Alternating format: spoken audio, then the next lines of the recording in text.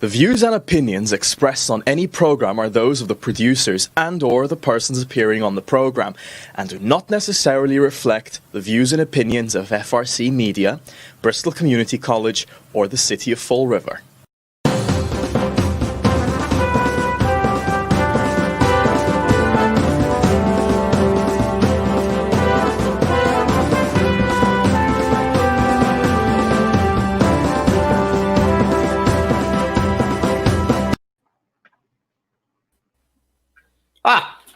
Well, hello. Welcome to Spindle City Straight Talk. I'm Chip. And I'm CJ. I almost forgot what it's like to be on the air. It's been so long. We froze. We froze a little bit there, and there was no audio on my side. But it's hump day in the Riv, and we've got a lot to talk about today. So let's get to the COVID data from Starship Commander COVID. Spaceport. Okay, total cases in Massachusetts yesterday was 454,102. New cases was 2,567. Total deaths is 13,469. New deaths is 45. Bristol County had a total of 45,439 cases. Fall River had an increase of 396 cases since last Friday. That averages out to be about 99 a day and puts the city at 10,393 cases. There was 14 new fatalities, bringing us to a total of 267 fatalities. So the numbers are climbing. And just a little bit of information. The governor's office has agreed to have a regional vaccine center somewhere in the Fall River area, but they've also made arrangements with pharmacies, Walgreens and CVS, to also be giving the vaccines. I posted that notice yesterday on the Spindle City Straight Talk page when I received it from the governor's office. So we should see more vaccines rolling out as we're going along, and we won't have to drive all the way out to Foxborough. Yeah, but you're probably not going to be able to get it anyway, because I've been told that the governor made it clear that he was going to do things by color, because he said that these people were disadvantaged, which to me is another crime by a politician, politicizing this because of identity politics. Because listen, I don't care if you're black, white, yellow, green, purple, a Martian. We know medically what group is the most susceptible to die from this disease. That should be the only criteria. And I don't care if you're incarcerated or not incarcerated. If you're in a group that could die, I thought that's what medical science and medicine is supposed to do. Treat the sick, do no harm, rather than politicize it. Because I don't know what disadvantage he thinks that they have. That virus is an equal opportunity killer. We have lost people of all colors, ethnicities. This is a travesty. It's a travesty, and it shows why the political system in this country is broken beyond repair. When we begin to withhold medicine, as far as I'm concerned, these people are all murderers. They're all murderers. For that, and I'm going to call his office and lodge a complaint. I'm going to call my state rep, and I urge all of you people to call your state reps. Give the medication to the people who need it, without regard to anything else except medical necessity. Because this is ridiculous. I'm sick and tired of watching this stuff on television. These politicians get up and all they do is posture and pander while people are dying. This is terrible. It doesn't get any easier, that's for sure. And I mean, look, it is, and the irony of it, CJ, is this is easy. We know who this disease kills. Right. We know who 99% of the deaths are. This isn't hard. It's like, okay, it was like saying, well, polio only hits people under 14, so let's give all the vaccines to people who are over 50. That's absurd. This disease is pretty well defined. There's virtually less than 1%, like 0.05% of people who are under 60 who die from this disease. Granted, there's always an aberration, but the reality is we know who this disease kills. We know who 99% of the deaths are, and that's where the vaccine should be going. Of course, Germany gives it to a 101-year-old woman who survived the Spanish flu because they got a half a brain. But you bring it to the United States, and what do we got involved? Politicians. And as soon as you put them in the equation, there goes any semblance of fairness or equity.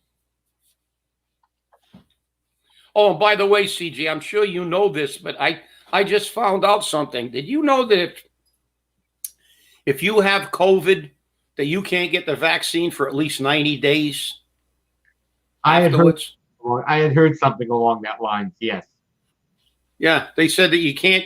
If you've had COVID, but I don't know how they count it because they got so many. But I know from wherever you got diagnosed or whatever. But you cannot get the vaccine if you've had COVID until 90 days afterwards. So that's another little, it is. It's definitely a possibility because, again, once you've had COVID, you're building up the immunities in your blood system.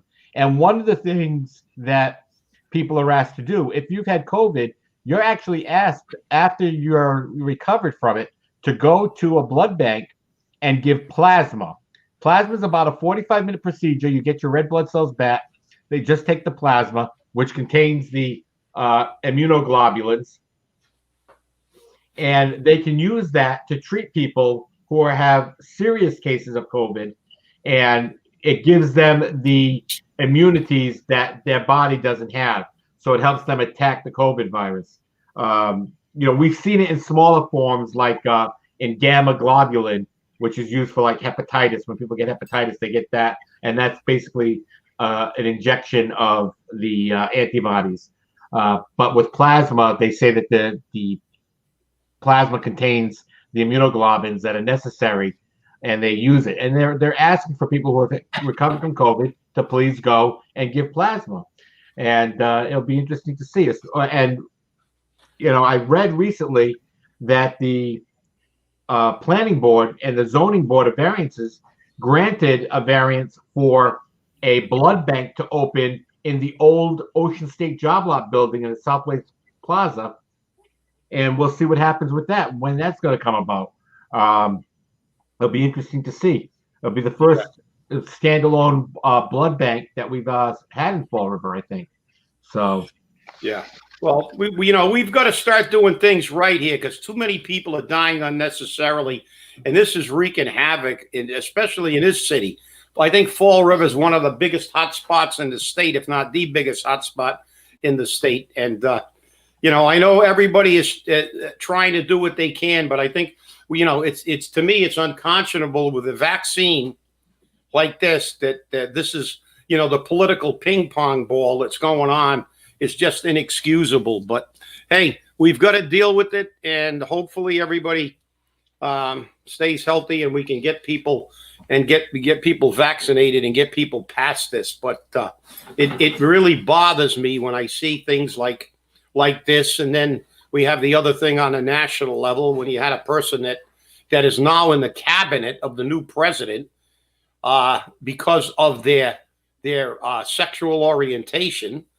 That's why she got on it. And when she had that role in Pennsylvania, she put COVID patients into nursing homes like Cuomo did, and 9,000 people died in nursing homes in Pennsylvania.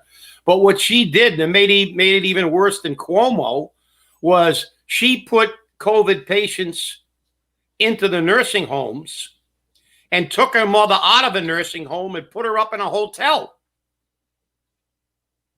I mean, to me, that woman is guilty of murder. She knew what she was doing. She took her mother out of the nursing home before she stuck COVID patients in there. That's just, I mean, there you go with politics again. But they get away with everything. And speaking of getting away with things, why don't we segue into that anonymous little missive that you got? You mean this? It caused quite a stir. Yeah. You mean yeah. this? Hey, that's quite a label. Yes, Let it me is. see that label. That's quite the label. Wow, looks like a piece of computer paper. Yes, it is. It's a piece of computer paper that was taped onto the envelope. And this is what was received. And I am not going to read the names. I'm going to give the initials. And I will be very honest, I can't read all of this on the air because it can be very vulgar. It opens up with, do you know where your tax dollars are going? And do you know about the MCAD complaints filed against Matt Malone? I'm going to stop there. I sent this to the mayor, to his private email address, to his private city address, to mayor@fallriverma.org. I sent it to both his Facebook accounts because he's always said that we don't approach him first with this type of information for confirmation or to clear things up. So I sent this to him. He did not respond. There was no response from the mayor to address this letter. Therefore, I have no choice but to go forward with it without the mayor's comments. To continue, it then goes to employees. JC, I'm only going to give the first initials of the people that we're talking about. Former assistant superintendent, gone. Malone called her an FC. I can't say the words, but that's what he called her. Made her sign a non-disclosure. AD, former assistant superintendent, gone. Malone kept talking about her age. CC, former principal, gone. Malone felt that she was double dipping her salary and pension. VR, former principal. Malone thought she was too old and already had a pension. BM, Malone called him retard fingers and F fingers all the time due to his disability. CC, Malone made sexual advances and inappropriate comments to her. And then we have FVC. Malone uses her for friends with benefits, protects her all the time. Then we go to school committee. These names I'll say. Mark Koska has a newly hired wife working for Malone. Tom Corey has a daughter working in the school system. The mayor's brother, Tom Coogan, has been involved in all this inappropriate conduct. And yet the school committee does nothing with the outside attorney's investigation. No hearing, nothing. This was at taxpayers' expense. The lawsuits keep coming and will cost the city as well. If a student acted this way, Malone would be expelling the student. Why is this behavior tolerated? Why are we spending our tax dollars on this? This is somebody who has intimate inside knowledge of what's going on. They've named names. Now, I will say that this memo, this thing, went viral on Facebook because somebody had posted it because they had received a copy of it somehow. There's several people who received a copy that were elected officials because I wanted to run this past them. Where it went from there is beyond me. But I will tell you now, it was all over Facebook and people were upset. They were getting violently ill and they wanted action taken against the superintendent. Now your cover is gone, Mr. Mayor and members of the school committee. The cover is gone. It's no longer hidden. We know what's going on. So Mr. Assad's agreement that you have to sign saying that you did not share the report, the investigative report with anyone is useless because obviously somebody had it because they're sending copies of it out. So guess what? We're going to see more of this as more of it comes in. And I'm telling you now, it's not going to be pretty. And we've said this before. that it wasn't going to be pretty. And it definitely will not be pretty. Yeah. Well, let me first corroborate the fact that you and I did have a conversation, and you told me you were going to reach out to the mayor, and I know you did, because if you say you're going to do that, I know you did. So that's number one. But you know what really disturbs me about, there are other allegations. Now this thing's really opened up Pandora's box. Now there are allegations, and I'm going to say they're allegations because we can't prove it.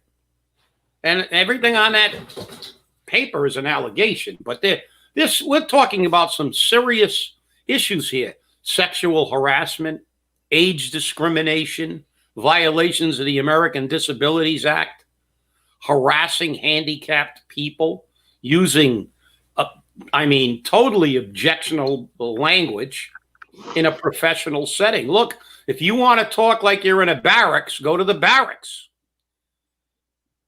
You need to conduct yourself as a professional when you're acting as a superintendent of schools or a police officer or a firefighter or someone who represents the city of Fall River.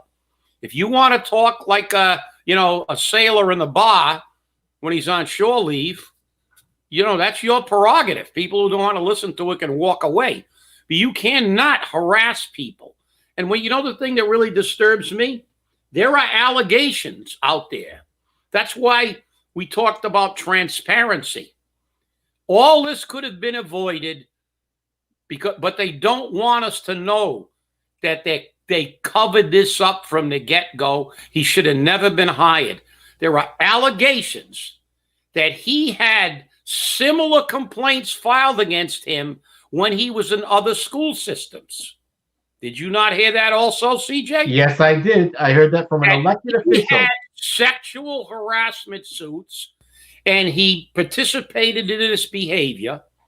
And I think we have to give that a lot of credence, because if you remember the Herald News article, I think it was by Joe Good,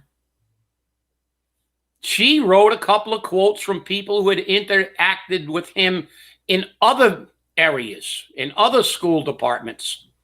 You remember the one when he said, when the individual said, well, one thing Matt Malone's done throughout his entire career is always try to be the most immature person in the room.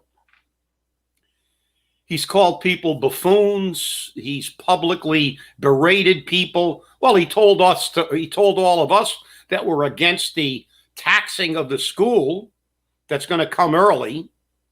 Move to Russia. Move to Russia. You don't like it? Move to Russia. And the irony is this guy doesn't pay a dime worth of taxes. He never moved into the city. And he behaves like this. And I'll tell you what, the school committee has to be held accountable. The gang of four has to be held accountable. This is outrageous.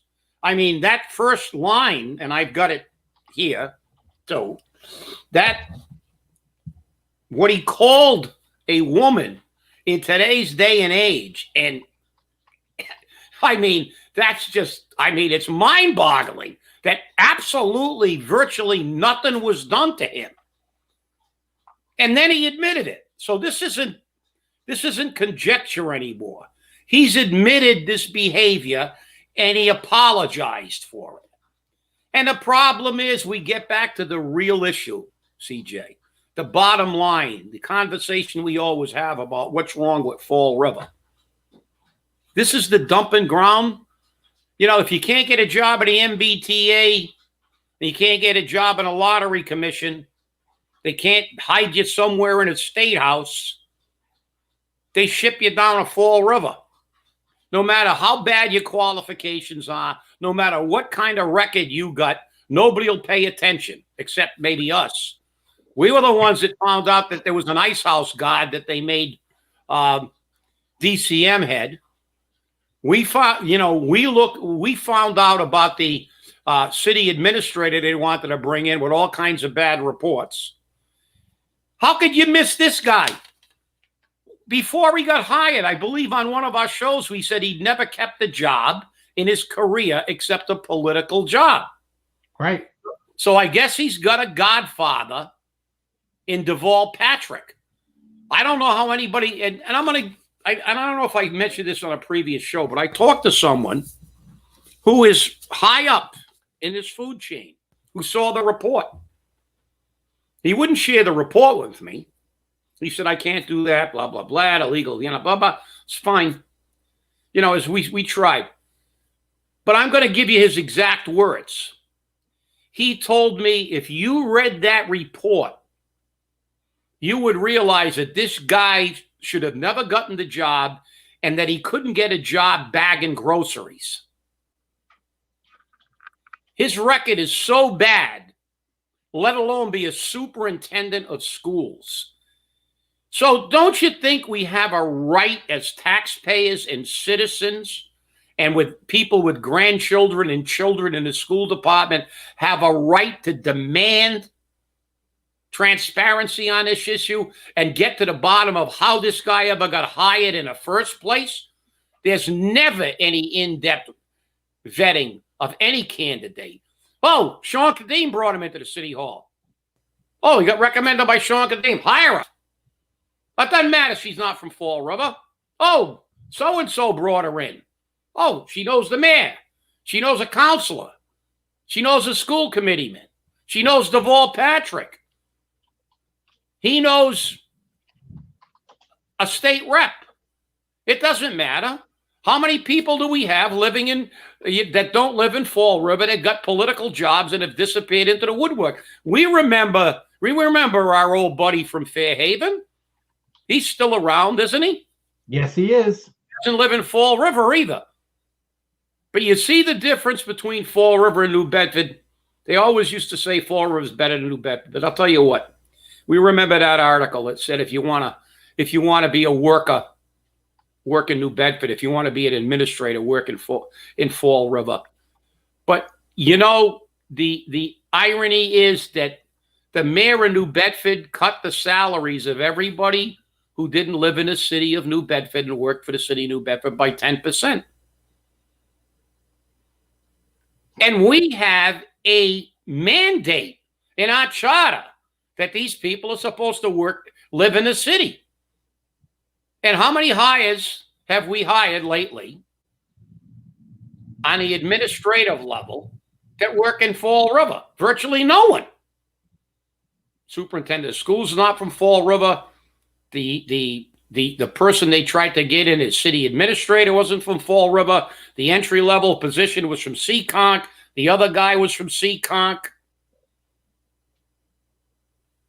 I mean, this is outrageous. Outrageous calling someone that in today's day and age. I mean, they literally lynched Kavanaugh on an accusation, an accusation that couldn't be proved. This guy had a track record of doing this. This is the problem with Fall River. Nobody pays attention. We just let people get jobs. We remember Cranberry Coat? Yep. We hired him. He worked here for a few years. I don't think the guy could add 3 numbers. But he got a paycheck for a while. This is what Fall River gets. And then we hear this pontification of, we got to pay these people more money to get the best and the brightest. We haven't gotten the best and the brightest, and I don't know. What do we have? Like I said, we had Cranberry Coat. We got an Ice House Guard. How many DCM people did we go through before we finally promoted from within? 3? 2, 3 people, none of whom were qualified at all. Didn't have one qualification. So you know something? This is absolutely outrageous. So this needs the public to rise up and demand accountability from those people you elected to represent you. Oh, I agree. And we see it, and as I said, we see it constantly. It never stops. No matter how much you complain about it, no matter how much you talk about it, it just doesn't stop. It doesn't stop ever. And you hear them say, "Oh, we're not going to do that. It's not going to be about politics. It's going to be about policy and blah blah blah." But we're lied to regularly, every politician. And I had one elected official turn around and tell me that if you don't like what we're doing, then you go out there and you find the candidates that will bump us out of office. Actually called me out and said, go out and get candidates that will get us to be bumped out of office because people like us. We're going to stay in because people like us. And they're right, because the people of Fall River just can't get their heads together. They cannot put their head behind the fact that nothing's going to change if you don't change it. It takes work, and you have to do it. You have to initiate the change. So true. And that's the key. The key is, but it's not only Fall River, it's nationally. Just look at nationally. I mean, how could somebody that never left the cellar get elected president? And you look at what's gone on already. I mean, he appoints somebody that murdered 9,000 people in Pennsylvania and took her mother out of the nursing home. That woman should be in jail, not in a cabinet position. And we see a whole bunch of things like this. But as you said, here is the problem, and we've talked about it for years on this show, CJ. They elect politicians because they know them, they say hello to them, they like them. They don't care. They don't care. They don't care if they're not doing a job. You know, they watch the council meeting and they get up and they pander to the audience and they talk all this stuff. But let's face it. Forget about talking the talk. They never walk the walk. Has Fall River improved? No. Have we gotten better people in positions? No. Fall River is a disaster. And it continues to be a disaster, and it becomes a worse disaster. And right now they got COVID for a cover. But the reality is, let's look. Let's look at who's been hired. Let's look at who they tried to hire. They're not doing a job. But then when you complain about your taxes, remember, it's your fault. You leave these people in. You do not get rid of these. How can the people in the school department look at themselves in the mirror, the gang of four, when I think at least 3 of them have daughters? You're going to allow this predator, this individual who came into Fall River with a record already of sexual harassment, age discrimination, violations of the, abusing handicapped people, the American Disabilities Act violations. I mean, how can you reconcile that? How can you vote for these people again in the next election? They buried this. They hid this. They don't want anybody to see this report. And frankly, if we're wrong, we'll say we were wrong. But the fact is, we've got, he's admitted his behavior. Let's look at the report. If we're wrong, prove it. But I can guarantee you, if that report exonerated him, it would have been posted on the front page of the Herald News. Oh, no question about it. And the reality is that those school committeemen do not deserve their position, and they should all resign. I agree. I think it's time for a serious change, because we have a mayor that conspired to cover this up. We have a mayor that agrees to raise our taxes, raise our fees, and hire all his friends. And guess what? It's time for the city to rise up and take back their government. Well, with that, we're at the end of our time. It's been a wonderful show. I hope you had a long weekend. Good. All day today, you'll be watching the inauguration of President Joe Biden. So enjoy your time on the air. Thanks for watching. Have a great day. Remember, stay safe, stay angry, and wear a mask.